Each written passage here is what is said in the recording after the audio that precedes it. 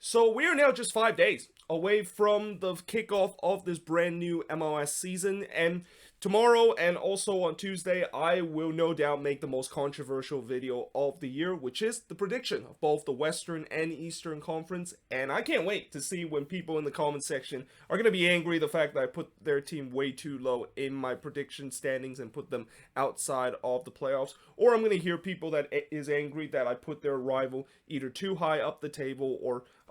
above the playoff line when they clearly shouldn't be. And I also can't wait in a couple of months when I look back of my prediction I made in the beginning of the season and look back of how there's going to be some teams that I got it completely wrong, because I know for a fact that when I did make these predictions in the last free season, there's always going to be at least one or two teams where I make a prediction that they're going to finish at the top of the standings, and by the end of the year they came nowhere near and in the top of the standings, and in fact didn't even make it to the playoffs. So that should be very fun to start making some bold prediction and started to kind of guess what exactly is the standings is going to be by the end of this upcoming season. But for today, what I'm going to do is do the expectation index. So I know there's an old saying that heading into this brand new season, technically every team has a shot of winning MLS Cup because every team is on a level playing field right now. They start the season with 0 point, but unfortunately the cruel reality is that is not always going to be the case for every single team. I mean, there's going to be some teams that, yes, they do have a shot of winning MLS Cup, but there are also going to be a lot of teams that are just going to be happy that they, of course, make it to the playoffs. Or in some case, there are going to be some teams that are probably going through a transitional period or a rebuilding period, and that they are just going to be happy the fact that they can try to stay respectable and try not to finish last, and that's kind of like their expectation. And that's what I'm going to do in this expectation index, where I'm going to put all 2017 in this expectation index. Some of these teams could be MLS Cup or bust. Some of them could be their expectation is playoff bare minimum and on the cusp of an MLS Cup contender. Some team have expectation to be a fringe playoff team. Some has an expectation that they could make the playoffs if everybody could actually perform. And then, as I mentioned about those rebuilding teams and teams that is in transition, they're probably going to be fall into this category where they're hoping to not finish last and win the wooden spoons, despite the fact that they are in a rebuilding and transitional year. So without further ado, let us actually begin, and we'll start with the Eastern Conference and go alphabetical order before we go to the Western Conference. And we start with Atlanta United, and for Atlanta, they are going to be right here. So for Atlanta, no doubt this season, the expectation is once again going to be high again for this team, knowing how much they have spent this offseason, and also getting Joseph Martinez back, which they hope that he is going to be the Joseph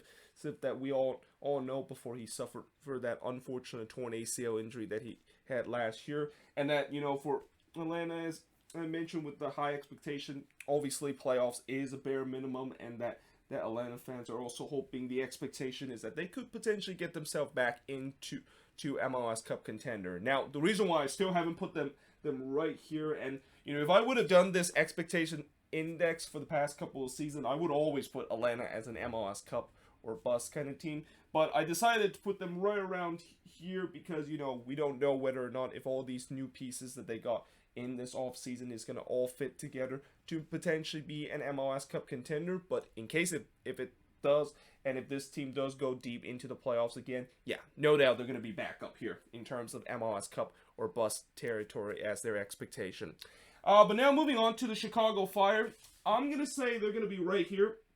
right between a fringe playoff team and a team that hoping that playoffs is a bare minimum. I mean, for the Fire, coming into this season, there's no doubt that they're looking to try to make the playoffs after last season, with them going through a really big transition where they basically not only did the whole rebrand and then going back to Soldier Field as their home venue, but they also made a lot of changes in their starting 11, and that I know there's also a lot of people say that they were kind of like an expansion team, and that's because they were looking like an expansion team with the way that they just completely gutted the roster and completely field a new one. And like what we see with past expansion team minus LAFC and Atlanta United, we also see a team that, you know, they were kind of on the cusp of potentially making the playoffs, but unfortunately they weren't able to do so on the final day. And now heading into the second season, there's no doubt that there's going to be a higher expectation where they're hoping that this is going to be the year where this squad that they pretty much built throughout the last off season will gel together, and that this team should be a fringe playoff team. Now, that being said, it all depends on whether or not if they can be a consistent kind of team, which I know this might sound familiar for Fire fans to hear me talk about how their consistency has always been a problem, but that is kind of the case. I mean, if they're going to be a consistent team, then they're going to meet their expectation of potentially be a fringe playoff team, or even a team that maybe make it into the 5th or 6th spot of the Eastern Conference. But if they're inconsistent, they're probably going to be finishing outside the playoffs again. Now, moving on to the Columbus Crew, or actually I'll do FC Cincinnati first, because technically they're first in terms of the alphabetical order if you want to go by both of those. And for FC Cincinnati, they're going to be right here. So I think for FC Cincinnati, they're probably the team that pretty much sums up the definition of what this 5th tier in terms of the expectation index is, where they're going to be a team that is still rebuilding and in a transitional year, but they are definitely hoping that they're not going to finish last again and win the wooden spoon for the 3rd year in a row. I mean, they obviously make some big moves this offseason by bringing Branier and also Lucho Acosta to hope to fix their attacking woes that they've been having for the first 2 seasons. And, you know, we'll see whether or not if that is going to help out their attacking woes. But you know, for now, for this Cincinnati team, I still think that they're probably nowhere near to be a playoff contender too, but that's not what it's about. You know, this season is a year where they just want to be respectable, and they just want to be a team that get out of the foot of the Eastern Conference. And I really think that, you know, again, with the moves that they made this off season, they could potentially do that and actually meet the expectation that they're not going to be finished as a wooden spoon winner for the 3rd year in a row. But now moving on to Columbus. So for the Crew, yeah, they're an MLS Cup or bust team. I mean, for the Crew, it's pretty simple of explaining why they're MLS Cup or bust. I mean, this team is absolutely stacked and probably has the best squad of any team right now in MLS. Now, one thing I will say about the Crew, and you know, I'm not going to say this is kind of a concern, but more like something that they need to think about, the fact that yes, we talk about how deep their squad is, and they have definitely a lot of players on that depth chart that can definitely come in to perform in case some of these star players does suffer an injury. But the question with that is that as much as we say that of course is true, in reality, is that going to be actually be the case? I mean, if there is going to be a case where, let's say, if guys like Zaire Diaz and also Santos, or even Darlington Nagbe is going to be out with this team, and they basically put their replacement, which, you know, as I said they do have some decent replacement for them, but the question is, are they going to be that case, is, and the way that we said that they're going to be good replacement and going to pretty much give this crew team the same kind of quality, even with some of their starters missing in action throughout the season. I mean, that's going to be something that we'll see whether or not if it's going to happen, because if it's not going to happen, then there's going to be some uncertainty, the fact that maybe they're not as deep as what we think it is. But if it is the case, then yeah, they are definitely a very deep team, and they're definitely a team that, not only the fact that I said that they have a very good chance of potentially defending their MLS crown, but this is a Supporter Shield winning team, and definitely a team that is, I think, is going to be favorites of winning the Supporter Shield for this upcoming season. Now, moving on to DC United, and for DC, I'm going to say they're going to be right around here.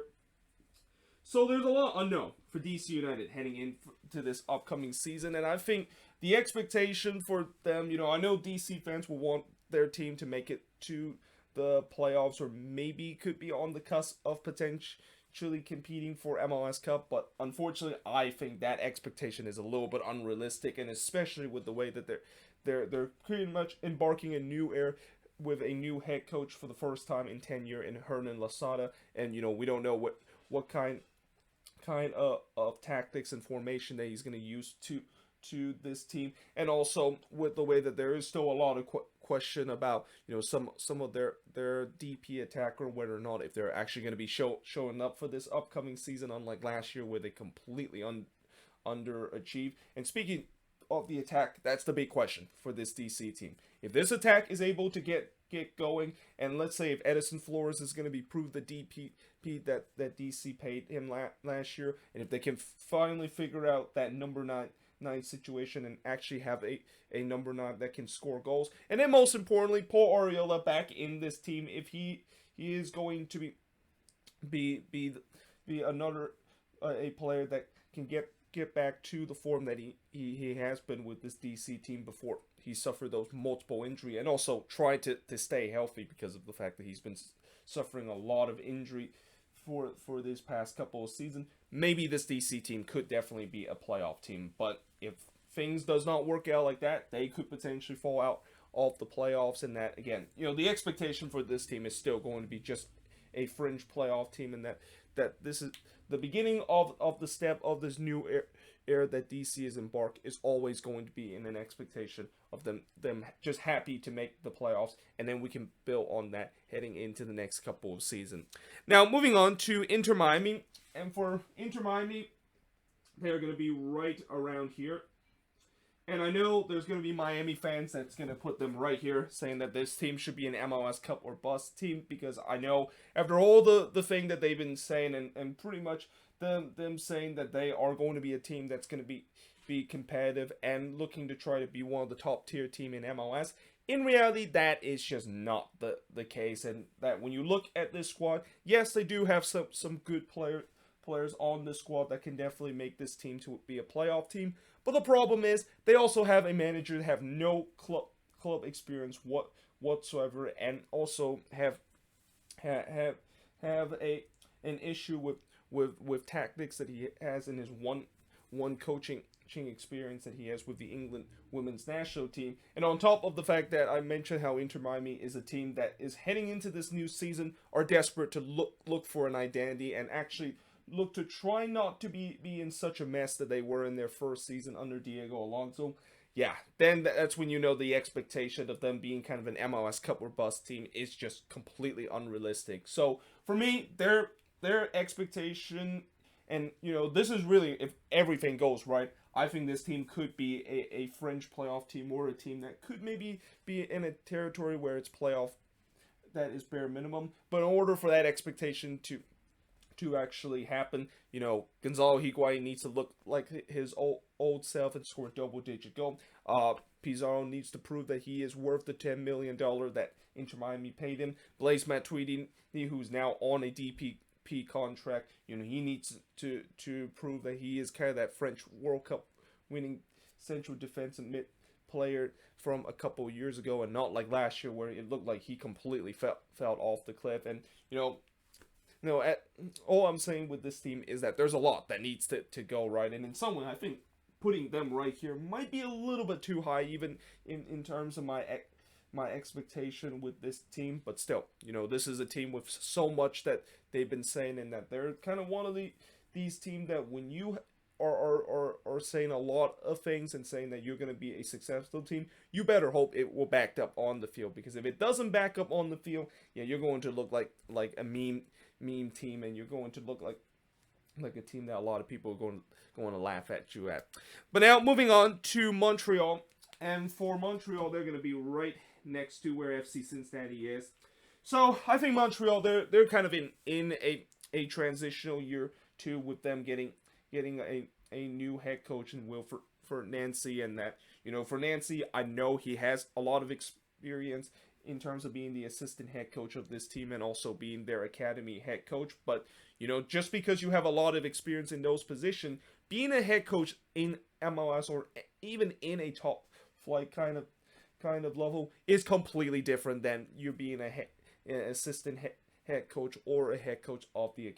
academy team. And those inexperiences probably going to be a thing that I do worry about Montreal heading into this season, where he might not able to to get this team to be a competitive level. And the other thing I will also say about Montreal for this upcoming season is that, you know, this off season they made a lot of interesting kind of move that are either kind of reclamation project or guys that you hope that maybe they can break out and work and actually work out in MLS. And you know, if those guys are able to do so, then I think maybe they of course are a playoff team. But if they don't actually work out, then yeah, they're probably going to be missing the playoffs. And that, you know, in some way I don't think Montreal is kind of like in a rebuild, but more like they're kind of in a transitional year where they're hoping with a new head coach and also these kind of signings would actually get them to the next level. But again, time will tell whether or not if that is going to be the case, and that's why I'm still just kind of putting them right around the same level as FC Cincinnati was where I might even put them maybe a little bit closer to here, where everyone needs to definitely perform if they want to make the playoffs. Now moving on to New England, and for the Refs, they are going to be right around here. So, you know, for the Refs, after their Eastern Conference final appearance last season, there's no doubt that I think a lot of Refs fans will feel like the expectation is going to be right around MLS Cup or bust territory. And in some way, they're right. I think this is definitely a team that, with the core that they have, they're definitely on verge to be not only an MLS Cup contender, but also in a territory where they hope that eventually they're going to win an MLS Cup sooner or later. Now, I think maybe in 1 or 2 year times, if they do once again reach the Eastern Conference final or even go to MLS Cup for this season, then their next season the expectation is definitely MLS Cup or bust with this team. With now this squad has that experience of not only being in the playoffs but also go deep into the playoffs or even being in the biggest game. But for now, I'm just going to say it's kind of like right in the middle of the territory, where I know for a fact that this is going to be a playoff team and that this is going to also be a team that could be on the cusp of being an MLS Cup contender. But there could also be a team that, you know, I think they're maybe 1 year removed away from actually be a team that could have an expectation of MLS Cup or bust, and that if they don't win MLS Cup for next season, then it could definitely look like a disappointing year for the Refs. But now moving on to NYCFC. For NYCFC, I'm actually going to put them right here, and this is probably the lowest I'm going to put them in the expectation index if I would have done this expectation index a couple of years ago. Because, you know, for NYCFC, it's always the case where playoffs is a bare minimum with this team, and anything besides that is going to be a big disappointment because of the way that this team has made the playoffs consistently ever since they, of course, missed the playoffs in their expansion season. And although this is kind of also a team that you might think might fall into this category where they're kind of like in a rebuilding and transitional year with them selling off a couple of their big pieces in this main core. And also there's question of the fact that, you know, when you look at this attack, do they have enough in this very very very thin kind of attack that they have to still be a playoff team? There's still no doubt that this team, there's going to be expectation that they should be a playoff team and could maybe be on cusp of a cup contender if they can of course make some more signings, especially improving their attack. And I'm assuming they're probably going to do that. Like, there's just no way in the world, from what we saw this offseason, where, you know, they did make some signings, but mostly it's improving the defense and midfield department. There's no way they should be ignoring the glaring issue that they have clearly on the attack, where they just do not have a lot of option going up front whatsoever to really make me think that this team could be on the cusp of being an MLS Cup contender. But now moving on to their intercity rival, the New York Red Bulls. So for the Red Bulls, I'm going to say they're going to be right around here. And, you know, for the Red Bulls, I still think, as much as fans of this team thinks that their expectation should now be a team that not only make the playoffs, but could also be on the cusp of being an MLS Cup contender, I don't think that is the case, yes. And especially the fact that I also think the Red Bulls this season, they're still in kind of a transitional period where, you know, now they have a new head coach in Gerhard Struber. We don't know whether or not with some of the tactics that he used with this team, which we kind of know that he's going to be trying to use the same tactics as the previous two Red Bulls head coach and Chris Armas and Jesse Marsh usually do with this team, which is he's going to make this team a pressing team. But that being said, when you also look at this roster of how it's a mix of young guys coming out of the Red Bulls Academy and also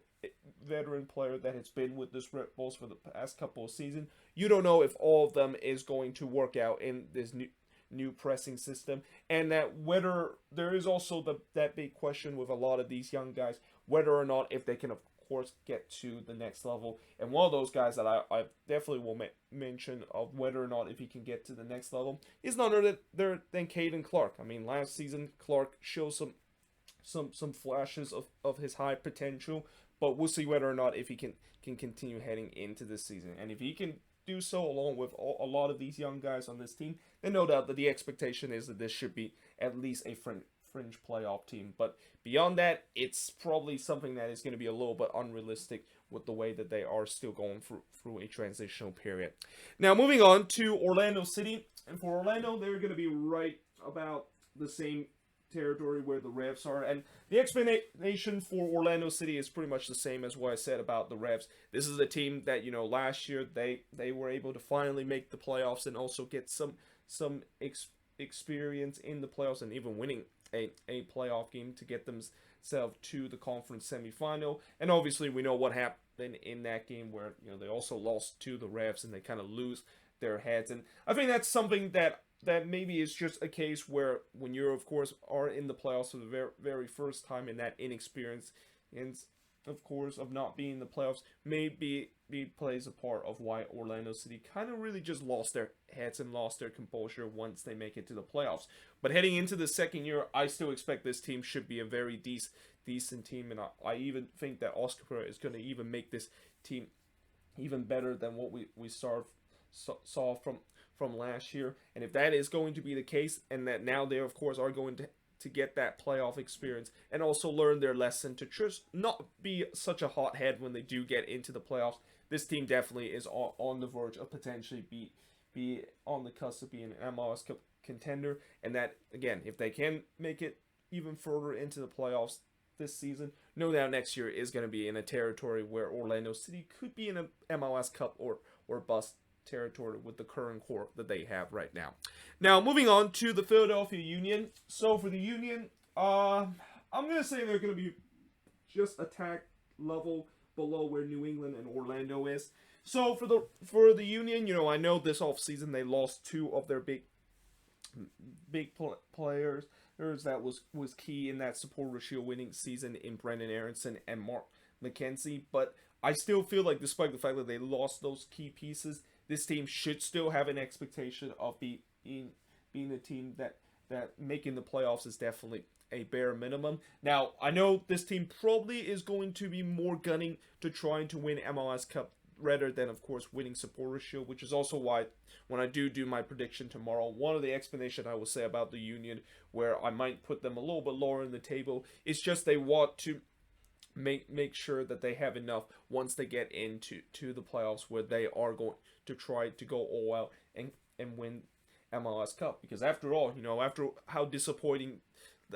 that Supporter Shield season where they got eliminated in the first round of the playoffs, there's no doubt that they want to have expectation of not only making it to the playoffs, but also go deep into the playoffs and be on the cusp of an MLS Cup contender. And despite the fact that I said earlier of how they lost some of their key player in Aronson and Mark McKenzie, I have no doubt that they do have some replacement, and especially with this Union Academy, which is really now the best academy in the league right now. I trust the fact that they're going to produce another their young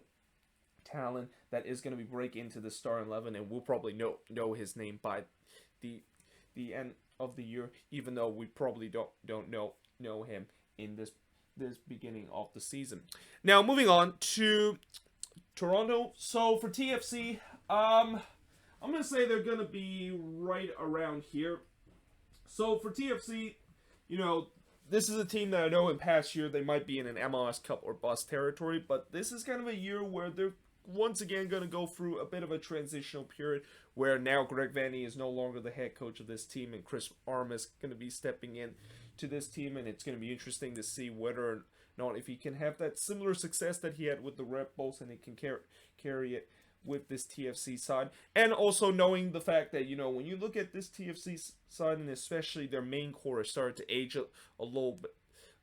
bit, and also them not really having as much depth as we always see this team had in the past couple of seasons, I think maybe that will make me feel like their expectation is going to be lower a little bit, where I don't know if the expectation of being an MLS Cup or bust team is a reality anymore. I mean, I know their fan base are still going to be treating like this is a team that should be MLS Cup or bust territory because they still have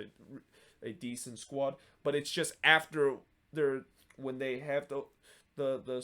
star players in the depth chart, and after that, that's when the big question does have in this team, and that's when I just don't think they have enough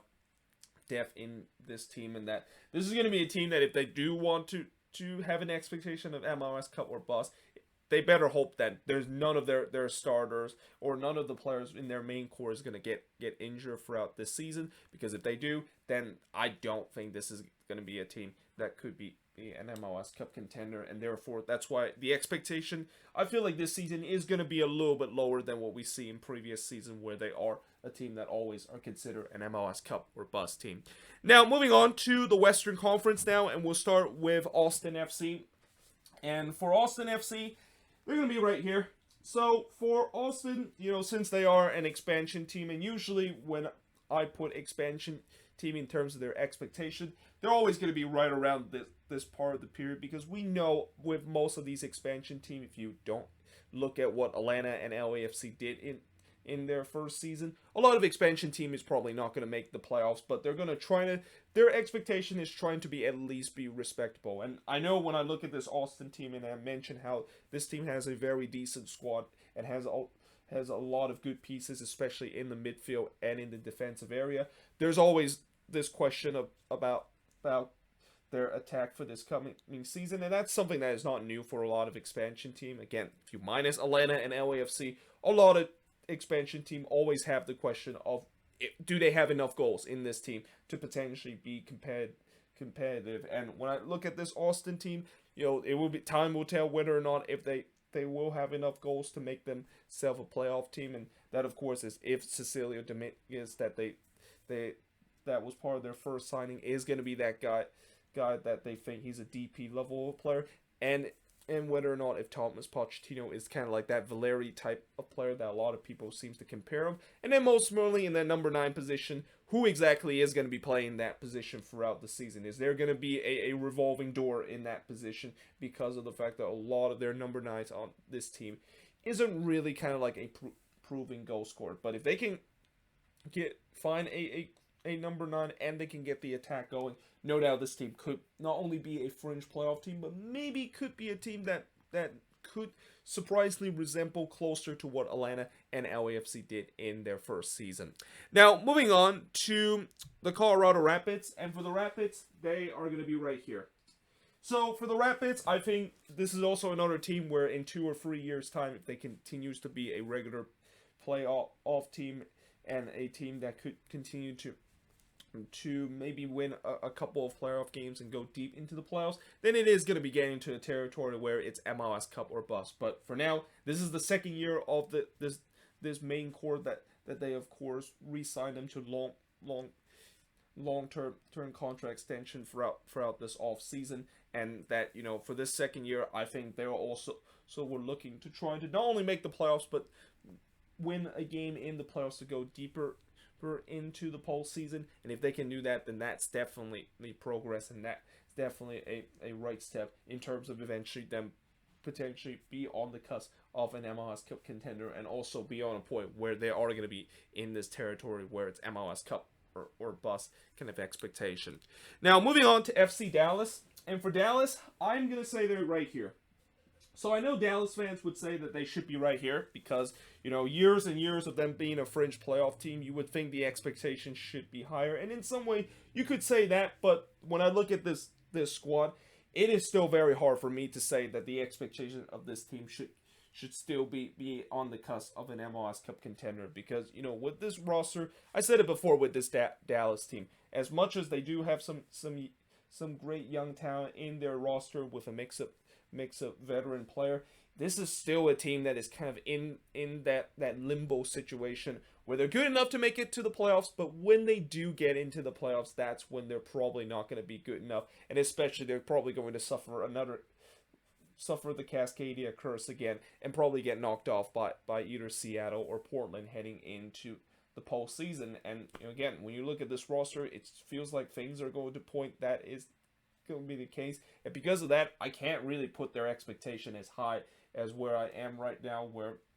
they could be an MLS Cup contender. Now, if they, of course, can show this season and prove me wrong that they can actually be a team that can go deep into the playoffs and go in the same spot where they were with Oscar Pereira a couple of years ago, then yeah, there's no doubt their expectation may be a little bit higher. But right now, in terms of realistic expectation, I still think this is a team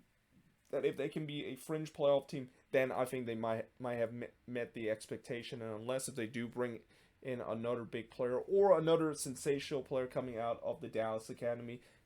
their expectation is still just going to be anchored right around here. Now, moving on to the Houston Dynamo. Yeah, for the Dynamo, they're right here. It is a rebuilding year for them, although I know this offseason they have made a couple of signings to prove that they're not really rebuilding, but more like they're retooling. I see these signings are more kind of like reclamation project signing and signings to pretty much use as a stopgap in terms of them to at least be competitive this season and not finish last in the table. But when you lose two of your biggest player this offseason,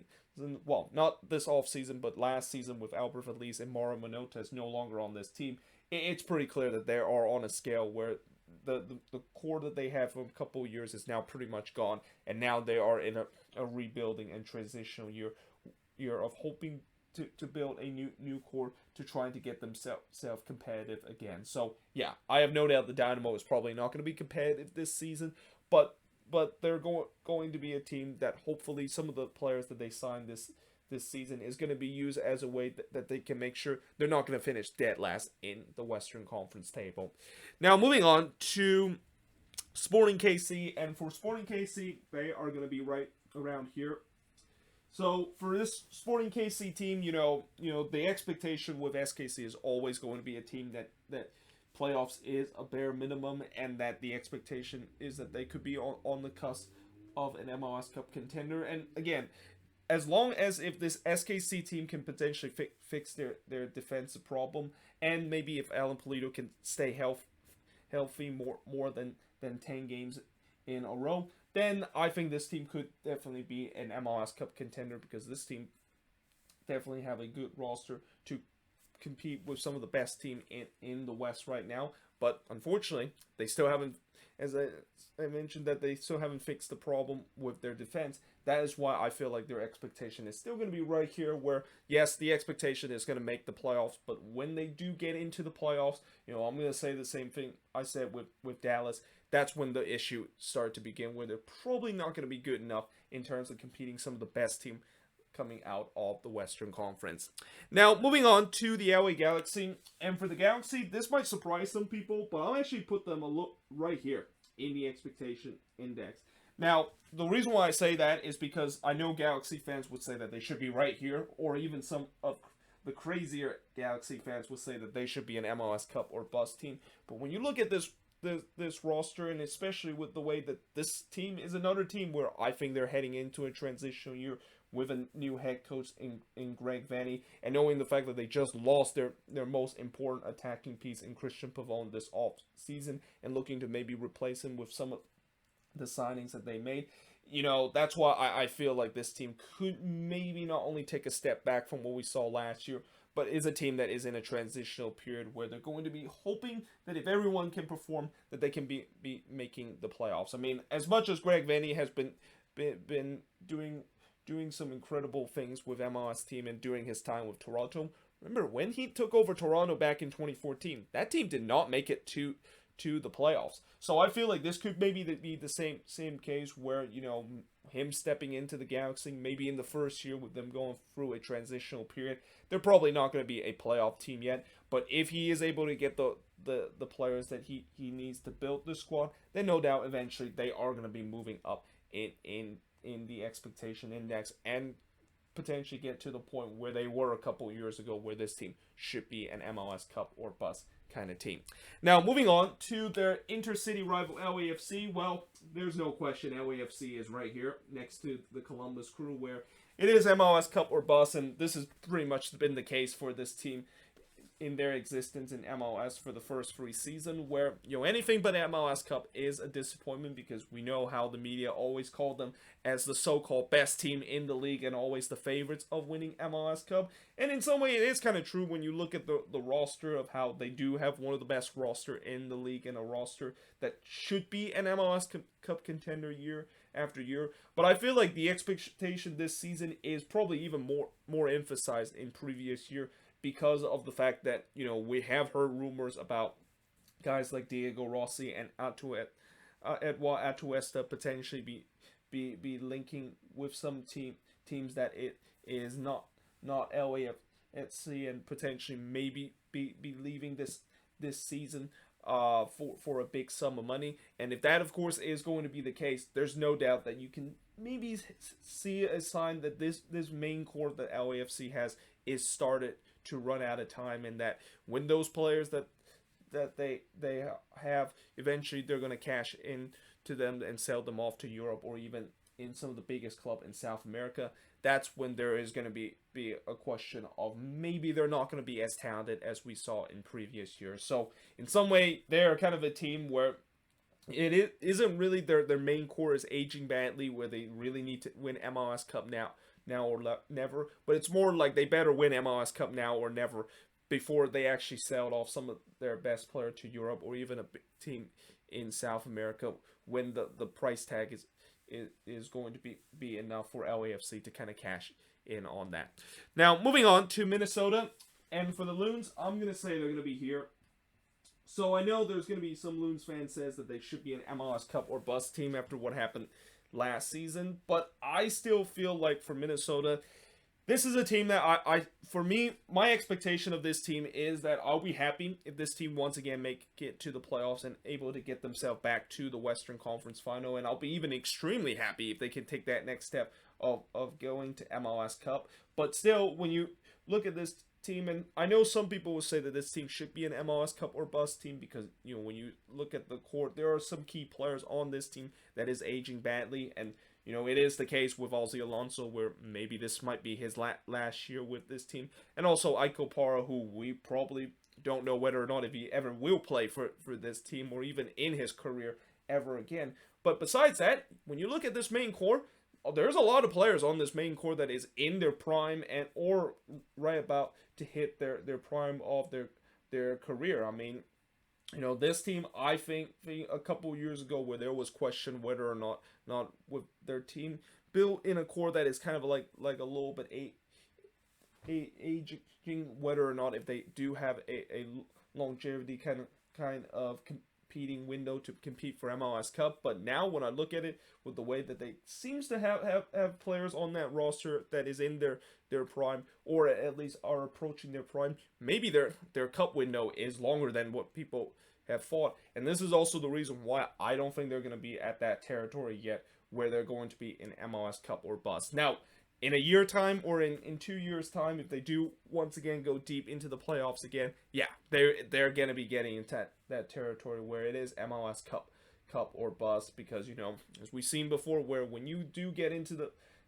playoffs and go deep into the playoffs years after years, it can get frustrating, the fact that years after years of not able to get to MLS Cup or even win the trophy, that you are going to get to that point where you are really thinking that this team should be MLS Cup or bust. But now moving on to the Portland Timbers, and for Portland, they're going to be just a level below where Columbus and LAFC is. And, you know, for the Timbers, as I mentioned a minute ago with LAFC, where, you know, this team is an MLS Cup or bust because of the fact that some of their best players potentially is going to sold off in this offseason. While for the Timbers, you know, their reason is really the fact that some of their main core and some of their most important player on this main core for this Timbers team is aging very badly. I mean, Diego Valeri, Sebastian Blanco, and Diego Chara, all of them are approaching their mid-30s, and you don't know if this is really maybe the final year before they are going to really fall off the cliff. And I know I said before that this Timbers team does have some good players in their depth chart that could potentially replace some of those players, but still, I feel like when you look at the past couple of seasons, those three guys that I mentioned are still guys that they really heavily rely on, and especially the Diego Valeri and Diego Chara, who they has just been the key piece of this team for the past couple of years, and you don't know if they do start to suffer a fall off between one or even both of those players, whether or not if this team is still going to be at that point where they could be an MLS Cup contender. And also, since this is also a team that have suffered playoff fatality for the past couple of years, in some way, I feel like these past couple of years, they've really underachieved in terms of the fact that this should be an MLS Cup contender kind of team. When you look at the roster and the depth that they had, there's no doubt that this is going to be another season where the Timbers is going to be in a territory where it's MLS Cup or bust, and that they hope to win one last MLS Cup for this core that is starting to age really badly, and could potentially some of their best player could potentially fall off in this next season or two. Now, moving on to RSL. And for RSL, yeah, they're right next to where the Houston Dynamo is, where this team, not only they're in a transitional and rebuilding year for their squad, but it's pretty much the same case with their front office and also their ownership. I mean, there is still a lot of question of who exactly is going to be the ownership of this team, as they're still trying to clean up the mess that they left last season with the whole controversy and scandals that happened in their front office and in their ownership. And then also, when you look at this squad, this squad is always a squad where, I know RSL always have this team motive about saying that the team is the star of this, and that what this pretty much means is that they heavily rely on pretty much everyone performing to the level that they are to get themselves make it to the playoffs. But as time goes on, you kind of start to see that,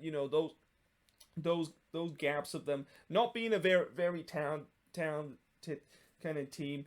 but are really heavily rely on everybody to potentially perform in a level where they can make it to the playoffs. And in some way, it's kind of like they've always been in this category where everyone needs to perform if they can make it to the playoffs. It feels like that kind of saying is started to kind of take a toll in terms of their chances of making the playoffs, and that it's just getting to a point where they just simply do not have a good enough squad, even as hard as they try to potentially get themselves into playoff contention. And for this season, they're really hoping that eventually they might, once they do get a new owners, they can maybe be trying to get rid of some of these guys that might not be good enough in this roster, and maybe sign a couple of players to replace them, or hoping that the academy, which a lot of people forget, this RSL academy used to be one of the best in MLS, hope that they can continue to generate some nice talent into this team and eventually get themselves back into the level where they could be a playoff team. But as of now, there's no doubt that they are both rebuilding on and off the pitch heading into this upcoming season, and I don't expect this team to be competitive whatsoever for this upcoming season. But yeah, moving on to the San Jose Earthquakes, and for the Quakes, they're going to be right here. So as I mentioned before, the Quakes is a team that, for my expectation of this team, not only they should make the playoffs, but hopefully win a playoff game. Now, there is one issue with this expectation. If this is going to be a team that once again make it to the playoffs as a 6 or 7 seed, they're going to be once again playing against some tough team like LAFC and the Seattle Sounders. And I just don't know, with the way that there's a lot of questions around this attack, and also even more questions around this defense, whether or not if it's good enough to actually be kind of a team that could go deeper into the playoffs. That's what I'm worried about, how the Quakes probably is not gonna reach that expectation. But that being said, when you look at the squad that the team currently had, and especially they finally decided to make some signings this offseason to improve the roster, and hope that maybe for once Jesse Fornelli actually fulfill his promise, that the fact that they are going to add a couple of DP kind of attacker to this team, then yeah, maybe they will meet their expectation. But as I also said before, anytime when I do give high expectation to the Quakes, 9 out of 10 times, or actually not even 9 out of 10 times, but 99 out of 100 times, they usually do not fulfill that expectation. But now moving on to the Seattle Sounders, and for the Sounders, they are going to be right here. Now, I know for the past couple of years, you know, if I would have done an expectation index, the Sounders would always be at an MLS Cup or bust kind of territory. But for this season, I'm actually not going to put them in this territory, and that's mostly because of the fact that I feel like with some of the big name players on this team, they lost this offseason, and especially one of them unfortunately suffered a torn ACL and will be out for the remaining of the season.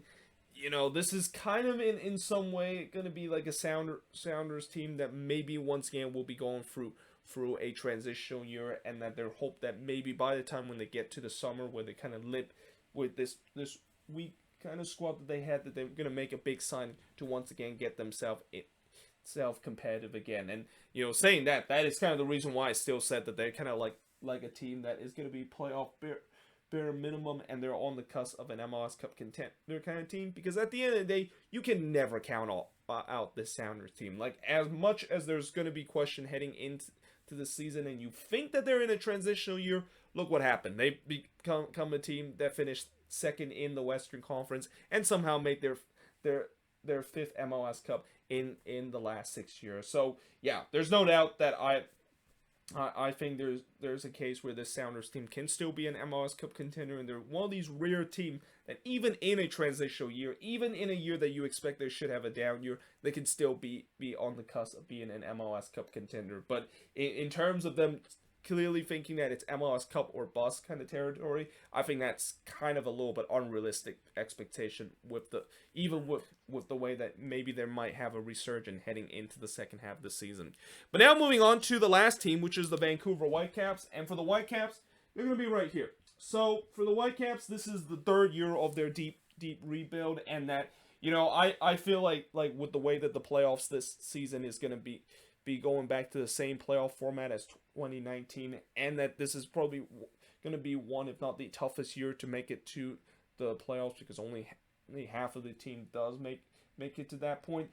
You know, that does make it tough for the Whitecaps to potentially get to that point, because I feel like, you know, with this deep rebuild that they're going, there is starting to show some progress that they could potentially get to the point of being a playoff team, but they're just a shade off of that, and especially since they still haven't had that key DP number 10 that they've been chasing throughout this offseason. That's why I still think they're probably not going to be at a point where I think their expectation is going to be a fringe playoff team. But that being said, I also said multiple times that if they want to make some progress in this deep rebuild that they have to at least be in that contention of competing for the playoffs. And that's kind of like where this territory is also where, even though I know I said everyone needs to perform to make it to the playoffs, this is also kind of the territory where, you know, you're going to be definitely competing for these last couple of playoff spot, and that you're going to be kind of like a bubble team when you end up as an expectation index in this, or you're going to have an expectation in this tier in the expectation index. But yeah, there you have it. That is pretty much it for my expectation index, looking at all 2017 in MLS. Again, I know this has been a relatively long video, but you know, at least this video is a little bit shorter than what I did with the hot seat index, where I look at all 27 head coaches and where they end up in the hot seat index, and that took like an hour long. But if you enjoyed this video, make sure you guys leave a like, smash the subscribe button. Let me know in the comments below, did I put your team expectation a little bit low in this expectation index, or did I put some team maybe a little bit too high in the expectation index, and maybe I put them with some unrealistic expectation heading into this upcoming season? But let me know in the comments below. But until then, hope you guys enjoyed this video. If you do, make sure you guys leave a like, smash the subscribe button, and yeah, I of course will see you guys next time.